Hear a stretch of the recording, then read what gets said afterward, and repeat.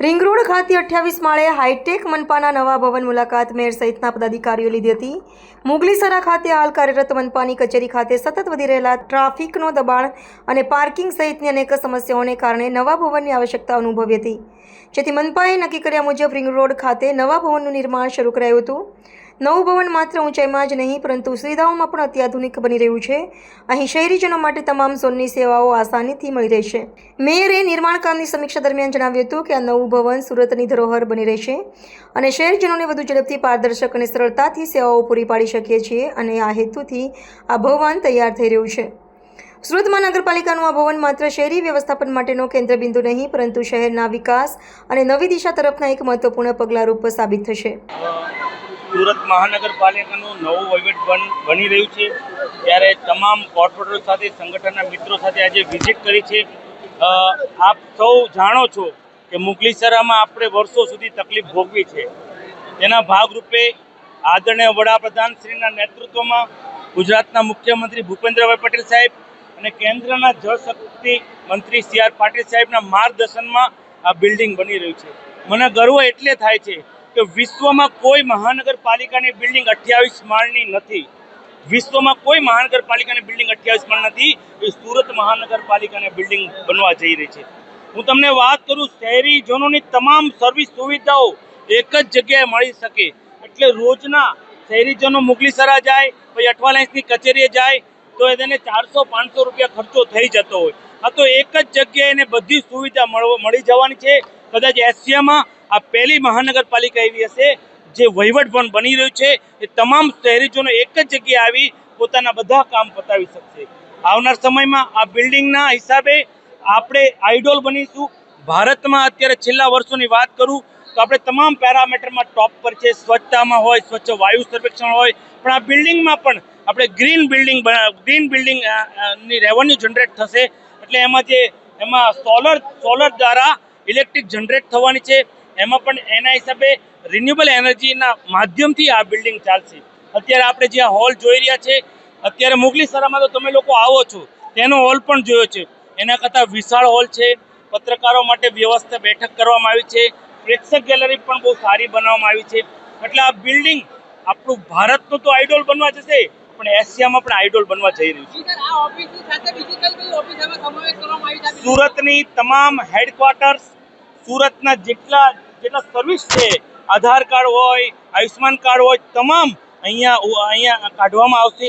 બીજી એક વાત કરું કે મિની સચિવાલય એટલે ગાંધીનગરના જે કામ છે એ કામ પણ એ બીજું બિલ્ડિંગ 28 માળનું બની રહ્યું છે, તેમાં ગાંધીનગરના તમામ સર્વિસ પણ અહીંયા આવવાની છે। એટલે એના હિસાબે અમુક કામ માટે ગાંધીનગર નહીં જવું પડે, એ કામ આ જ કચેરીમાં થઈ જશે। એટલે સુરત માટે સોનામાં સુગંધ છે એવું હું કહી શકું।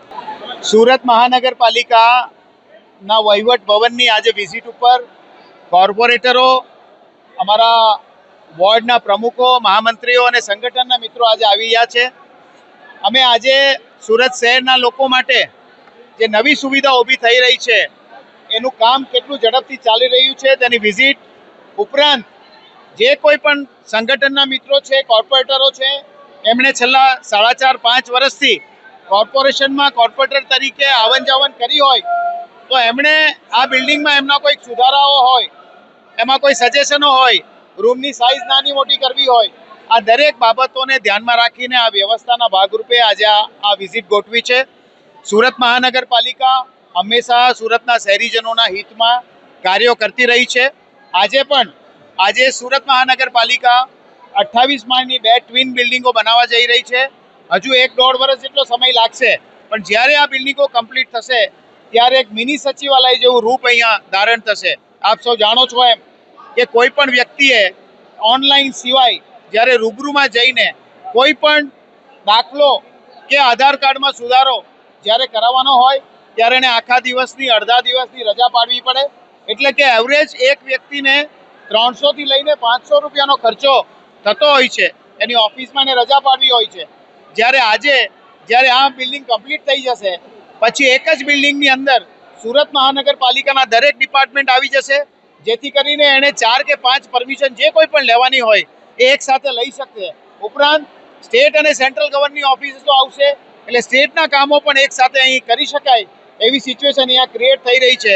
એટલા જ માટે અમે આ વિઝિટ ગોઠવી છે કે સામાન્ય જનો આ સચિવાલયની અંદર, મિની સચિવાલયની અંદર આખો દિવસ આવીને પોતાના 8, 10, 12, 15 જેટલા પણ કામો હોય એક સાથે કરી શકે. એટલે એમના 10-12 દિવસો બચે અને સાથે સાથે ધારો કે 500 રૂપિયાનો ખર્ચો બી ગણીએ તો 4-5 હજાર રૂપિયા એમના બચી જાય. ઉપરાંત ફ્યુલ એક્સપેન્સમાં ઘટાડો થાય, વારે વારે ધક્કા નહીં ખાવા પડે, ફ્યુલ પેટ્રોલના બેલેન્સોમાં બેનિફિટ થાય. અને આ દરેક સુરત મહાનગરપાલિકા જેમ આજે 3જા નંબર ઉપર હમણાં જ 2 દિવસ પર આપણે એવોર્ડ લીધો છે, હવે ભવિષ્યમાં આ બની ગયા પછી આપણે એમાં પણ જે વાયુ સર્વેક્ષણનો જે એવોર્ડ હતો એમાં પણ આપણે પહેલા નંબર ઉપર આવશું એવું મારું માનવું છે. અને આ જ કારણસર આ ગ્રીન બિલ્ડિંગ કોન્સેપ્ટ ઉપર બન્યું છે. આ સૌથી મોટી વાત છે, ભારતનું નહીં પણ એશિયાનું આ સૌથી મોટું મ્યુનિસિપલ કોર્પોરેશનનું બિલ્ડિંગ બનવા જઈ રહ્યું છે. એના માટે આપ સૌ શહેરીજનોને અમે અભિનંદન પાઠવીએ છીએ. અને પાર્કિંગ સુવિધા જેમ કીધું એમ કે કોઈ પાર્કિંગ રોડ ઉપર કરવાનું આવશે નહીં. 2000 જેટલી ગાડીઓનું પાર્કિંગ અને 5000 જેટલા ટુ વ્હીલર્સોનું પાર્કિંગ આ બિલ્ડિંગમાં સમાવિષ્ટ છે. એનો ઉપયોગ શહેરીજનો 3 ફ્લોરનું પાર્કિંગ જેનો ઉપયોગ શહેરીજનો કરી શકે એટલા માટે સંપૂર્ણ સુવિધા સાથેનું આ પ્રોગ્રામ કર્યો છે. આપ જ્યાં હમણાં ઇન્ટરવ્યૂ લઈ છે એ સભાખંડ છે, જે સભાખંડ દર મહિને અમારી જે સામાન્ય સભા થાય છે એના મિટિંગ માટે આ વપરાય છે.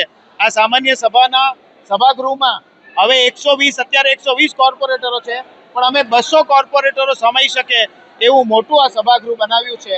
અને વિવિંગ ગેલેરીમાં પણ પત્રકારો તમારા માટે ખાસ વ્યવસ્થા વિવિંગ ગેલેરીમાં અમે રાખી છે, જ્યાં તમે બેસીને સંપૂર્ણ રીતે આ સભાનું સંચાલન કેવી રીતે થાય છે તેના ફોટા પાડી શકશો, વિડીયો લઈ શકશો.